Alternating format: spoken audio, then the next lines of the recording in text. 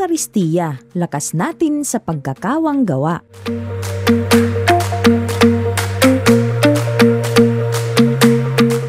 Ang mabuting balita ng Panginoon ayon kay San Lucas.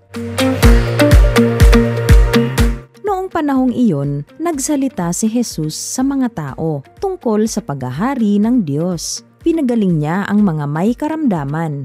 Nang dumidilim na'y, nilapitan siya ng 12 at sinabi sa kanya, "Paalisin na po ninyo ang mga tao nang makaparoon sila sa mga nayon sa kabukiran sa paligid upang humanap ng makakain at matutuluyan. Nasa isang ilang na lugar po tayo." Ngunit sinabi niya sa kanila, "Kayo ang magbibigay sa kanila ng makakain." Sumagot sila, "Wala po tayo, kundi 5 tinapay at 2 isda. Kaya kailangang bumili kami ng pagkain para sa mga taong ito." May 5,000 lalaki ang naroon. Ngunit sinabi niya sa kanyang mga alagad, "Paupuin ninyo sila ng pulu-pulutong na tigli 50. Gayon nga ang ginawa nila. Pinaupo ang lahat. Kinuha ni Jesus ang 5 tinapay at 2 isda. Tumingala sa langit at nagpasalamat sa Diyos. Pinaghati-hati niya ang mga ito at ibinigay sa kanyang mga alagad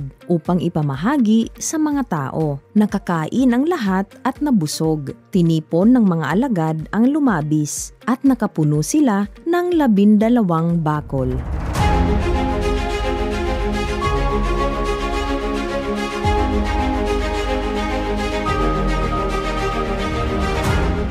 Napakaraming tao ang sumunod kay Kuya Jesus, mga bata. Ayon kay San Lucas, may 5,000 tao ang naroon upang makinig sa kanya at mapagaling sa kanilang mga karamdaman. Ngunit nang malapit nang lumubog ang araw, napansin ng mga alagad na naroon pa rin ang mga tao. Kaya't sinabi nila kay Kuya Jesus na paalisin at pauwiin na ang mga napakaraming tao, sapagkat wala silang sapat na pagkaing maibibigay sa kanila. Malaking problema ito para sa mga alagad, mga bata. Kaya ang kanilang solusyon ay paalisin na lamang ang maraming taong nagugutom. Ngunit simple lang ang solusyon sa problemang ito para kay Kuya Jesus. Wika niya, kayo ang magbigay sa kanila ng makakain. Sa panahon natin ngayon, marami pa rin ang naghihirap at nagugutom, mga bata.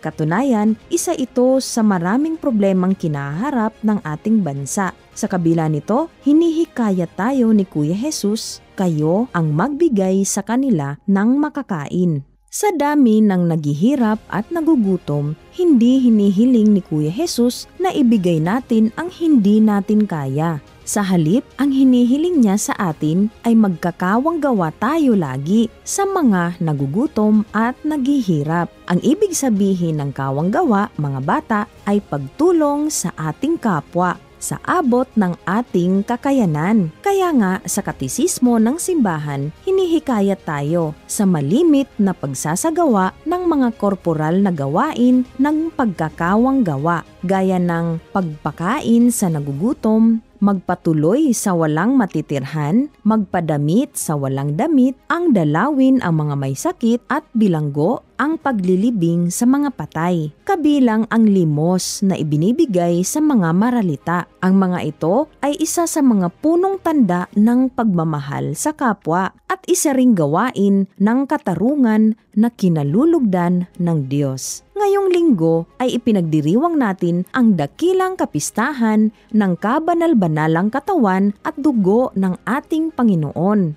Ang kwento ng pagpaparami ng tinapay at isda ay nagpapaalala rin sa atin sa banal na misa, kung saan si Kuya Jesus ay nagbibigay sa atin ng espiritual na pagkain at nagbibigay lakas sa atin sa pamamagitan ng kanyang katawan at dugo upang ipagpatuloy natin ang mga gawain ng kawang gawa na kanyang nasimulan. Ang Eukaristiya, ang lakas natin sa pagkakawang gawa. Sa ating kwento, hinihimok tayo ni Kuya Jesus na maging bukas palad lagi at tugunin ang mga pangangailangan ng iba kahit sa kaunting kaya nating maibibigay. Matuto tayong umasa kay Kuya Jesus, mga bata, at magtiwala sa kanyang kapangyarihan na ibibigay niya at pupunuan ang ating kaunti, ngunit bukas puso nating pagbibigay.